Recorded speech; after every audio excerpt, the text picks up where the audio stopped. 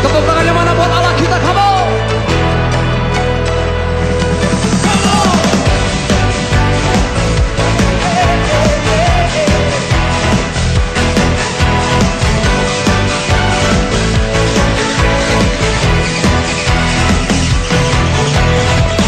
Pelukis cakrawala merangkai jagat raya, pencipta alam semesta, pemilik kehidupan yang sanggup menyelamatkan, dialah jalan kebenaran. Kami rindukan kuasa lawatanmu, kebangkitan pasti terjadi. Oh, oh, oh. Datanglah dan berkata, kuat dan berkuasa, saat hati bersatu, menaikkan pujian, belenggu dipatahkan, mujizat dinyatakan. Praise our God.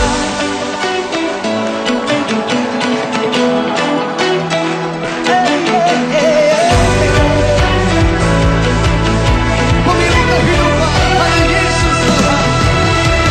Pemilik kehidupan yang sanggup menyelamatkan, dialah jalan kebenaran. Kami rindukan kuasa-Mu. Kami rindukan kuasa lawatanmu, kebangkitan pasti terjadi. Oh, oh, oh. Datanglah dan berkata, kuat dan berkuasa, saat hati bersatu, menaikkan pujian, belenggu dipatahkan, mujizat dinyatakan. Praise our God.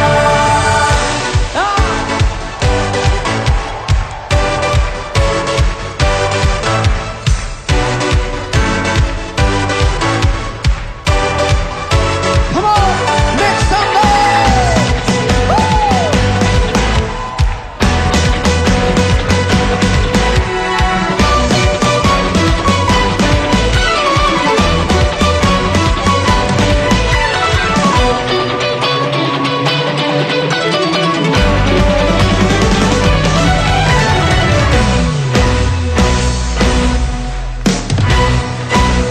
Angkat kedua tangan saudara. Kami rindukan kuasa lawatanmu, kebangkitan pasti terjadi. Oh, oh, oh.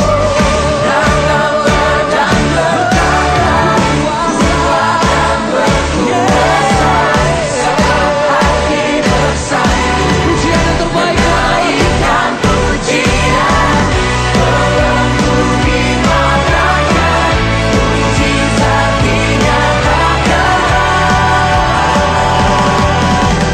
Praise our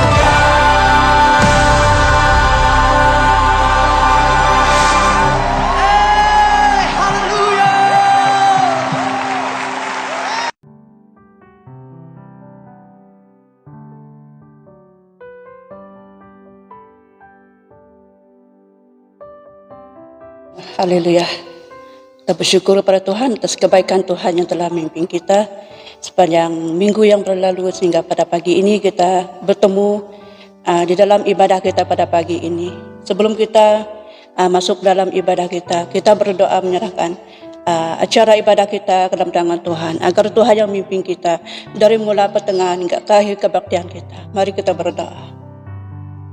Tuhan Allah Bapa kami di surga, kami bersyukur Tuhan atas kebaikan-Mu Tuhan yang telah memimpin kami sepanjang minggu yang telah kami lalui dalam hidup kami Tuhan, baik dalam suka duka yang kami alami Tuhan dalam kehidupan kami. Kami tahu Tuhan yang bersama kami. Kami tahu Tuhan yang menyertai kami dalam kehidupan kami. Terima kasih Tuhan, terpuji nama ya Bapa.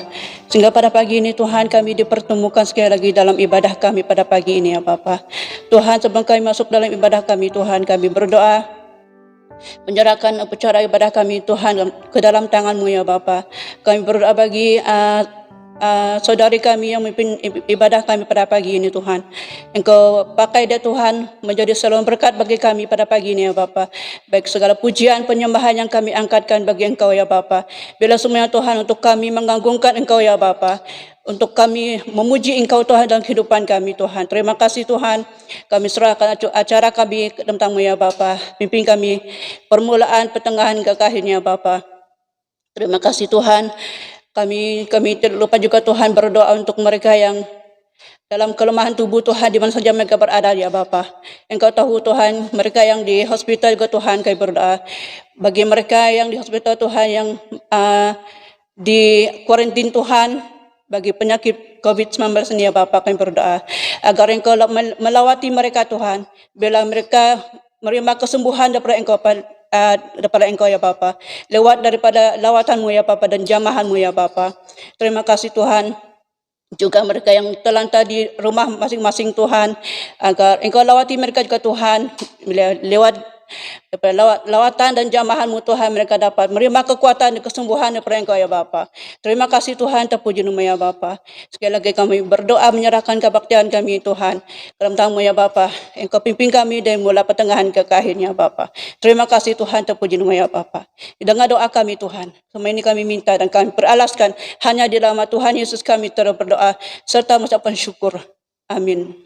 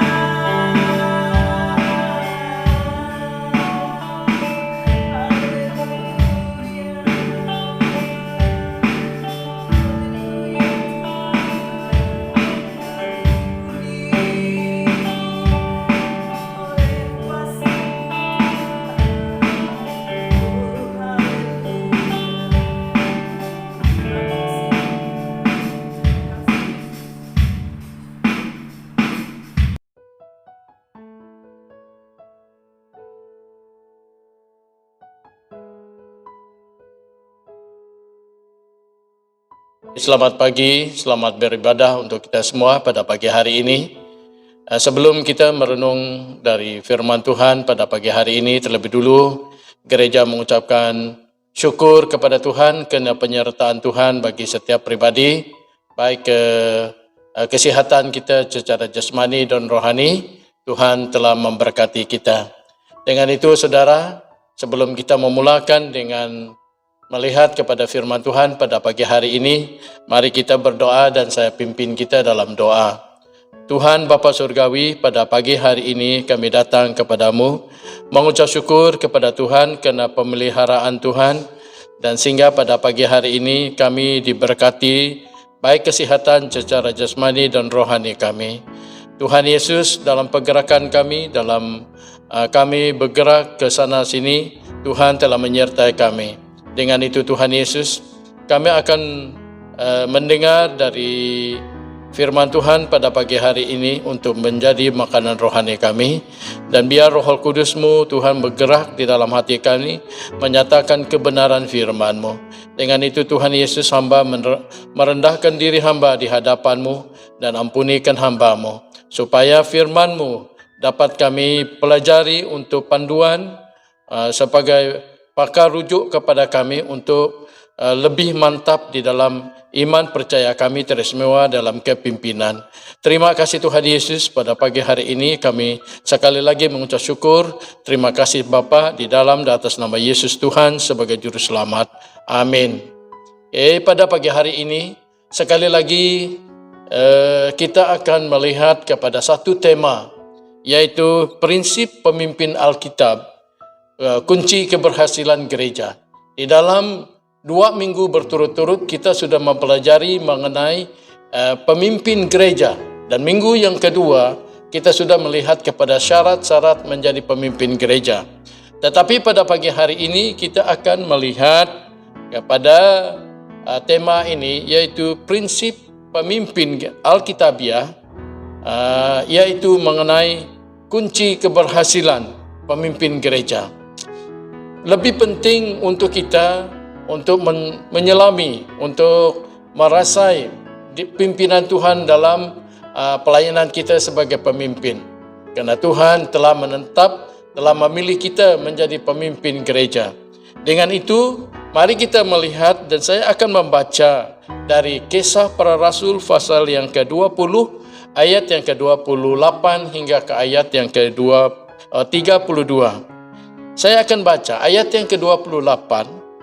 Karena itu jagalah dirimu dan jagalah seluruh kawanan, karena kamulah yang ditetapkan Roh Kudus menjadi pemilik untuk menggembalakan jemaat Allah yang diperolehnya dengan darah anaknya sendiri. Ayat yang ke-28, aku tahu bahwa sesudah aku pergi, serigala-serigala yang ganas akan masuk ke tengah-tengah kamu dan tidak menyayangi kawanannya. Ayat yang ke-30, bahkan dari antara kamu sendiri akan muncul beberapa orang yang dengan ajaran palsu.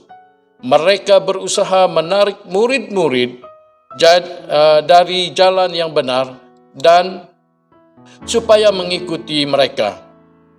Ayat yang ke-31, sebab itu berjaga-jagalah bahwa aku 3 tahun lamanya siang dan malam dengan tiada berhenti-hentinya menasihati kamu masing-masing dengan mencucur air mata. Dan sekarang aku menyerahkan kamu kepada Tuhan dan kepada firman kasih karunia-Nya, dan yang berkuasa membangun kamu dan menganugerahkan kepada kamu bahagian yang telah dikuduskan bagi semua orang yang telah dikuduskannya. Saudara, pada pagi hari ini, dari ayat firman Tuhan ini kita mempelajari beberapa hal yang penting, dan saya akan menyusun 4 garis besar untuk kita untuk memperolehkan prinsip-prinsip menjadi pemimpin-pemimpin gereja. Yang pertama, pada pagi hari ini, ialah pemimpin gereja dipanggil dan ditetapkan oleh saudara. Pada pagi hari ini kita sebagai pemimpin bukan kita menginginkan panggilan ini, tetapi Tuhan telah menetapkan, Tuhan telah memanggil kita untuk pelayanan ini. Dengan itu, pakailah masa yang sebaik mungkin untuk pribadi kita menjadi pemimpin di gereja yang di mana kita sudah dipercayakan menjadi pemimpin. Kita lihat dari perjanjian lama sampai perjanjian baru, Alkitab menggariskan bahwa pemimpin umat Tuhan adalah dipanggil dan ditetap oleh Allah. Itulah yang kita lihat dan kita dasari pada pagi hari ini, bahwa kita pemimpin adalah dipanggil dan ditetap oleh Allah. Kalau kita melihat di dalam beberapa kitab sebelumnya, yaitu dalam Kejadian, seterusnya kita lihat bagaimana Tuhan membawa Musa, Yosua keluar dari Mesir untuk memimpin orang Israel keluar dari Mesir. Kalau kita melihat di dalam Keluaran pasal yang ketiga, ayat yang ke-10, jadi sekarang pergilah, aku mengutus engkau kepada Firaun untuk membawa umatku, orang Israel keluar dari Mesir. Kalau kita melihat di dalam Yosua pasal 1 ayat 1 hingga ayat yang ketiga. Di sini kita lihat beberapa jawatan di dalam gereja. Kalau kita melihat di dalam Efesus pasal yang keempat, ayat yang ke-11, ayat yang hingga ke ayat yang ke-13, kita akan lihat bahwa di sini ada 5 jawatan di dalam gereja. Ayat yang ke-11 kita akan lihat di sini, dan ialah yang memberikan baik rasul-rasul maupun nabi-nabi, baik pemberita-pemberita Injil maupun gembala-gembala dan pengajar-pengajar. Di ayat yang ke-12, aku melengkapi orang-orang kudus bagi pekerjaan pelayanan bagi pembangunan tubuh Kristus. Saudaraku, pada pagi hari ini kita melihat di sini ayat yang ke-12 ini, setiap pemimpin dilengkapi. Dengan itu kita sadar bahwa kita sebagai pemimpin gereja bukan hanya yang sekarang, tetapi dulu dan akan datang. Tuhan akan melengkapi kita sebagai pemimpin. Di sini kita akan lihat di dalam ayat yang ke-12 juga bagi membangunkan tubuh Kristus. Ayat yang ke-13, sampai kita semua telah mencapai kesatuan iman dan pengetahuan yang benar tentang anak Allah, kedewasaan penuh dan tingkat pertumbuhan yang sesuai dengan kepenuhan Kristus. Alkitab menerapkan bahwa pemerintahan gereja bersifat teokratis, satu sistem yang menggunakan hukum-hukum agama sebagai dasar pemerintahan, yaitu teokratis. Yang kedua, kata kita lihat di sini, bukan otokratis. Otokratis ini adalah di bidang perubatan, menjelaskan mengenai penggunaan perubatan, dan bukan biokratis, yaitu dikendali oleh pegawai-pegawai kerajaan. Dan seterusnya kita lihat di sini adalah demokratis, adalah kepentingan rakyat jelata. Di dalam sistem teokratis, Allah lah yang memilih, memanggil dan melengkapi orang-orang tertentu menjadi pemimpin dan perintah bagi umatnya. Para pemimpin gereja adalah mengabdikan, memenuhi panggilannya. Karena itu pemimpin gereja bukanlah suatu profesi, tetapi panggilan pelayanan. Di dalam gereja, di perjanjian baru, Yesus Kristus adalah kepala gereja. Gereja ataupun jemaat adalah tubuh Kristus. Di dalam Efesus pasal yang pertama ayat yang ke-22 dan ayat yang ke-23, Yesus menjadi pusat ataupun sentral gereja. Tuhan mendelegasikan fungsi-fungsi kepimpinan kepada rasul-rasul, nabi-nabi, penginjil-penginjil, gembala-gembala, dan pengajar-pengajar. Kalau kita melihat di dalam Efesus pasal yang keempat ayat yang ke-11. Masing-masing kita dalam pelayanan khususnya, namun semuanya meriahkan satu sasaran, dunia yang diinjili dan gereja yang bertumbuh menjadi sempurna. Bukan pemimpin menubuhkan gereja, memecahkan jemaat. Yang sekarang ini banyak gereja di sana-sini seperti kulat bertumbuh. Karena ingin meraihkan keuntungan dan nama. Mari kita melihat dari prinsip yang kedua. Ya, prinsip yang kedua adalah pemimpin harus diurapi Roh Kudus. Di dalam Perjanjian Lama, jawatan para umat Israel yaitu raja-raja, imam-imam, nabi-nabi dilantik untuk disahkan dengan cara pengurapan minyak. Dalam Perjanjian Baru, minyak urapan adalah metafor untuk Roh Kudus. Berarti minyak itu melambangkan kehadiran Roh Kudus di tengah-tengah jemaat. Yesus Kristus, kepala gereja, menjadi contoh. Ia diurapi dengan Roh Kudus dan kuat kuasanya. Dalam Kisah Para Rasul pasal yang ke-10 ayat yang 38, dan rasul-rasul harus menunggu di Yerusalem untuk menerima Roh Kudus. Kisah Para Rasul pasal 2 ayat 1 hingga ke ayat yang keempat. Paulus juga mengalami urapan yang sama untuk panggilan. Kisah Para Rasul pasal yang ke-9 ayat yang ke-17. Diurapi dengan Roh Kudus dan kuasa menurut hemat saya bukan sekedar pengalaman kepenuhan Roh Kudus dengan tanda bahasa roh, melainkan untuk urapan khusus di misi atau tugas khusus seperti Yesus Kristus dalam Kisah Para Rasul pasal yang ke-10 ayat 38, Matius pasal 3 ayat yang ke-16 hingga ke ayat yang ke-17.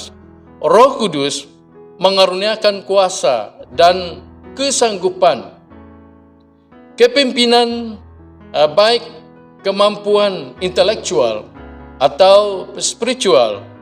Pengurapan harus dipelihara, harus diaktifkan, harus kita lihat di sini harus selalu dibaharui, dan pemimpin gereja mutlak memperlakukan urapan Roh Kudus, Roh Suci itu sebagai bahan keadaan sah dalam pelayanan. Prinsip yang ketiga adalah harus menjadi teladan dan contoh. Seorang pemimpin gereja wajib menjadi teladan dan contoh. Ibrani pasal yang ke-13 ayat yang ke-7, dan begitu juga 1 Timotius pasal 1 ayat yang ke-16. Banyak pemimpin adalah ahli dan seharusnya demikian. Juga banyak yang pandai berbicara, dan itu juga satu talenta yang baik. Namun lebih penting bahwa ia dapat menjadi contoh dalam semua hal yang diajarkannya. Pemimpin dalam Alkitab adalah seorang yang berjalan di depan dan domba-domba mengikut di belakang. Dalam peperangan modern dewasa ini, strategi Tuhan, pemimpin harus berada di barisan depan, menjadi teladan dalam unsur-unsur ilahi seperti iman dan kasih, dalam soal moral, kekudusan, pernikahan. Tak kalah pentingnya soal karakter kita, tingkah laku kita, sopan santun, tidak angkuh, dan sebagainya. Dalam hal moral, kejujuran, pengabdian dapat dipercaya, teguh dan dalam prinsip. Di samping itu, semuanya itu, pemimpin dipantau kehidupannya secara pribadi, perkawinannya, rumah tangganya, anak-anaknya dan lain-lain. Sebagai pemimpin teladan, kita menjadi pemantau dan transparan, dan anggota melihat kita, memperhatikan kita dan mencontohi kita. Seorang pemimpin ialah diatur dan berarti berdiri di depan. Pemimpin diatur mengarahkan dengan praktek. Bahagian yang keempat, pada pagi hari ini kita melihat pemimpin rohani harus memiliki standar moral dan karakter, harus hidup kudus. Tuntutan Tuhan untuk kita sebagai pemimpin adalah hidup kudus, standar moral kita dan karakter kita.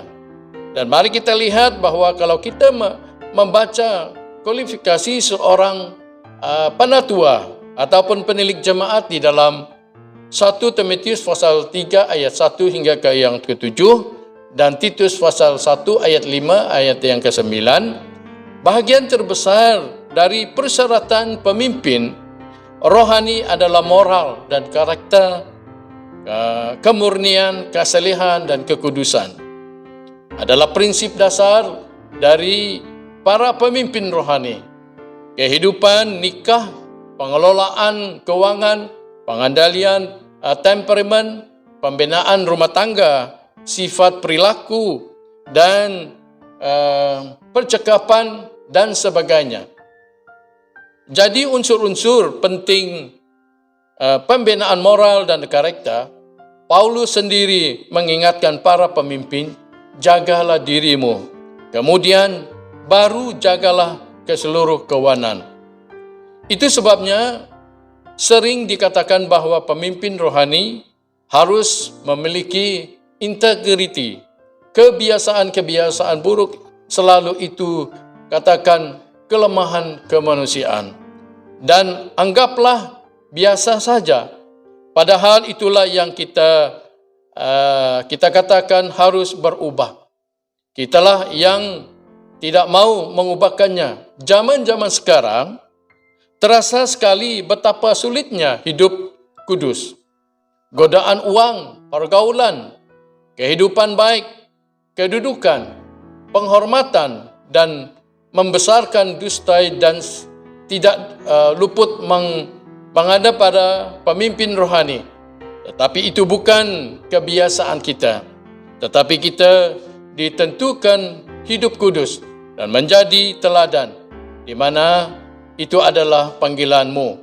Kalau lihat dalam 2 Petrus pasal yang pertama, ayat yang ke-15. Pemimpin dipanggil oleh Tuhan harus memiliki hidup kudus dan jangan terkena kecemaran. Kalau kita melihat di dalam Roma pasal yang ke-12, ayat yang ke-12. 1 Korintus pasal 6, ayat yang ke-19 hingga ke-20. Saudara, pada pagi hari ini adalah beberapa persyaratan. Ini adalah 4 prinsip kita menjadi berhasil di dalam pelayanan.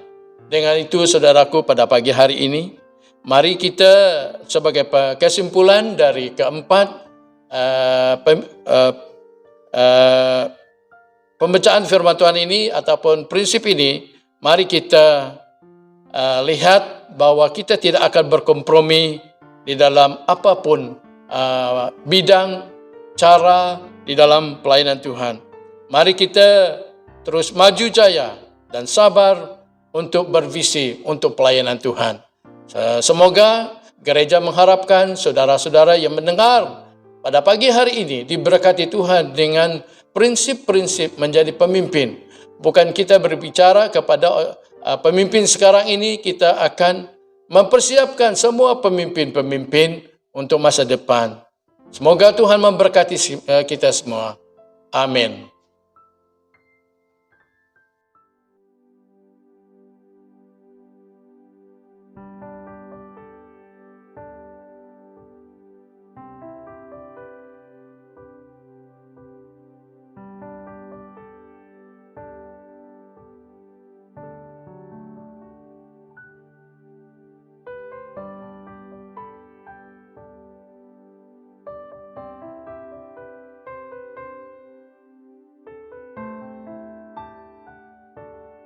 Selamat pagi untuk kita semua. Kita bersyukur kepada Tuhan kerana Tuhan telah menyertai kita dalam pujian sembah dan begitu juga dengan firman Tuhan. Dengan itu, untuk mengakhiri ibadah kita, mari kita mengangkatkan beberapa perkara doa yang dipercayakan untuk kita untuk didoakan. Dengan itu, mari kita berdoa dan saya bawa kita di dalam doa. Tuhan Bapa Surgawi, kami datang kepadamu, merendahkan diri kami di hadapan-Mu, serta mengucap syukur kerana pemeliharaan dan pertolongan Tuhan bagi setiap pribadi kami. Baik saudara-saudara kami dimanapun mereka berada, mari Tuhan tolong sertai kami, memberkati kami, lepaskan kami dari ikatan, lepaskan kami dari godaan pencobaan. Biar pada pagi hari ini Tuhan, seluruh jemaat-Mu akan disertai, akan ditolong oleh Tuhan sendiri. Sekali lagi Tuhan Yesus, pada pagi hari ini kami serahkan setiap jemaat Tuhan yang ada di gereja BEM Kampung Muhibah ini, semua jemaat-Mu, supaya mereka dilindungi oleh Tuhan, dijaga oleh Tuhan, baik dari wabah COVID-19 ini yang sangat menyerang kami sehingga menghancurkan beberapa keadaan, baik emosi kami, baik tekanan kami. Tuhan, mari kira Tuhan Yesus sendiri pada pagi hari ini datang untuk membela kami, menyatakan kuasa-Mu Tuhan Yesus bagi setiap anak-anak Tuhan, supaya kami dibebaskan dari wabah COVID-19 ini. Kemanapun kami pergi, kami senantiasa dalam jagaan dan pertolongan Tuhan. Terima kasih Tuhan Yesus. Sekali lagi Tuhan, pada pagi hari ini kami ingin mendoakan persekutuan kami di jemaat BEM Kampung Muhibah ini, supaya kami disatukan di dalam semua pelayanan, baik ke rumah tangga kami, baik ke keluarga-keluarga kami, supaya kami disatukan di dalam persekutuan. Teristimewa untuk memajukan pelayanan pekerjaan Tuhan di gereja BEM Muhibah ini. Sekali lagi Tuhan Yesus, biar Tuhan akan menyertai kami dan memakaikan kami, supaya masa depan kami, setiap anak-anak Tuhan akan diberkati, ditolong, baik dalam pekerjaan kami masing-masing, baik di dalam pelayanan kami. Kemanapun kami pergi, Tuhan akan memberkati. Kami tidak lupa juga Tuhan Yesus, keperluan mendesak kami, yaitu gereja baru kami. Tapak tanah ini Tuhan kami serahkan. Tuhan sudah memberikan dan telah memberkati kami dengan bangunan yang begitu indah. Setakat ini Tuhan Yesus, kami tidak ada izinan dari mana-mana untuk meneruskan persekutuan kami di rumah-Mu. Dengan itu Tuhan Yesus, dalam urusan baik dari majlis gereja yang mengurus, beri hikmat kepada mereka, supaya mereka dapat hikmat, dapat berjumpa dengan orang yang berkenaan, yang mempunyai tanggungjawab untuk kami dapat melaksanakan pelayanan ini. Terima kasih Tuhan Yesus. Sekali lagi Tuhan, kami serahkan keperluan gereja ke dalam tangan-Mu. Baik anak-anak Tuhan, supaya kami dapat melihat bahwa Tuhan telah memberkati setiap pribadi anak-anak Tuhan dimanapun mereka berada, dalam pekerjaan mereka, dalam kebun mereka, dalam ladang mereka. Tuhan memberkati kami, supaya kami diberkati Tuhan, dan supaya kami mengingatkan bahwa Tuhan sumber kekayaan, dan kami akan mengembalikan hak Tuhan, yaitu persepuluhan kami, supaya kami mempunyai hikmat, mempunyai kerinduan untuk menyembah Tuhan dalam pemberian kami. Begitu juga Tuhan Yesus, pada pagi hari ini kami berdoa dengan secara khusus beberapa orang-orang dalam jemaat ini yang dalam kelemahan tubuh, dalam usia tua kami. Tuhan Yesus, kami serahkan mereka ke dalam tangan-Mu. Kami tidak dapat membantu mereka dalam apapun, tetapi lewat dari doa kami pada pagi hari ini, Tuhan, Engkau datang memberikan kesembuhan. Tolong mereka Tuhan Yesus. Datanglah Tuhan Yesus, memberkati mereka dalam keperluan mereka. Dan begitu juga Tuhan Yesus, pada pagi hari ini juga kami berdoa untuk pelayanan-pelayanan di dalam gereja kami, baik di majelis gereja, pelayanan wanita, pelayanan pemuda-pemudi dan sekolah minggu, dan begitu juga kelompok Shell yang berjalan dalam waktu-waktu ini Tuhan Yesus, agar Tuhan memberkati supaya kami mempunyai kerinduan untuk melayani Tuhan, baik dalam semua pelayanan, baik secara pribadi, baik di dalam keperluan kami. Tuhan Yesus, pada pagi hari ini juga kami bersyukur dan berterima kasih karena Tuhan telah menyertai kami. Dan Tuhan, kami tidak lupa berdoa untuk daerah kami, majelis daerah, begitu juga dengan pastor-pastor dan penginjil-penginjil yang melayani di daerah Miri ini. Tuhan memberkati mereka kemanapun mereka Tuhan, untuk mencapai jiwa-jiwa. Tuhan izinkan mereka memenangkan jiwa sesuai dengan kehendak-Mu, supaya jiwa-jiwa kembali, jiwa-jiwa akan diselamatkan demi kemuliaan-Mu. Terima kasih Tuhan Yesus. Pelayanan pastor-pastor, penginjil-penginjil dalam pelayanan, memberkati mereka Tuhan Yesus dalam keperluan, baik dalam kendaraan yang mereka pakai, baik ke motosikal, jalan kaki, kemanapun, baik mereka ke rumah panjang. Tuhan, Engkau berkati mereka, jauhkan mereka dari pencobaan, jauhkan mereka dari mara bahaya, sakit, penyakit, dan kecelakaan. Tuhan, pada pagi hari ini juga kami mengucap syukur atas pertolongan Tuhan. Begitu juga Tuhan Yesus, kami serahkan majelis daerah ke dalam tangan-Mu, baik pengurusi, timbalan, setiausaha, bendahari, dan ahli-ahli majelis daerah. Beri mereka kesatuan supaya mereka bersatu, mengingatkan pelayanan dan keperluan di dalam daerah, baik di dalam gereja-gereja di daerah Miri, supaya nama Tuhan dipermuliakan. Sekali lagi Tuhan Yesus, pada malam hari ini kami datang, pada pagi hari ini Tuhan Yesus, kami datang mengucap syukur kehadiran Tuhan karena pertolongan dan penyertaan Tuhan. Dan begitu juga Tuhan Yesus, kami serahkan setiap jemaat pada hari ini, pagi ini Tuhan Yesus, memberkati kami dalam keperluan harian kami. Begitu juga secara rohani kami, supaya iman kami senantiasa kuat, supaya kami senantiasa memberi tumpuan penuh kepada pelayanan kami, dan begitu juga kami serahkan keluarga kami dengan Tuhan. Terima kasih Tuhan Yesus. Dengan seruan permintaan kami alaskan dalam nama Yesus Tuhan sebagai Juru Selamat. Amin.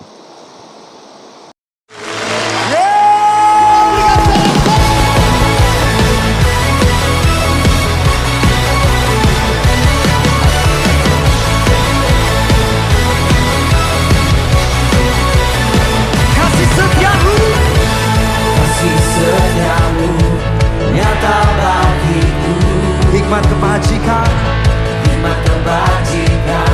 tersedia bagiku. Semua alasanku limpahkan segalanya, dan anugerahnya sangat besar bagiku. Semuanya aku diberkati, aku dilimpahi, karena alasanku menyediakan. Aku diberkati, aku dilimpahi, atas sempurna anugerah Tuhan bagiku. Anugerah-Mu Tuhan Yesus, semuanya katakan. Kasih setia-Mu nyata bagiku, hikmat kebajikan tersedia bagiku. Sebab alasanku limpahkan segalanya, dan anugerahnya sangat besar.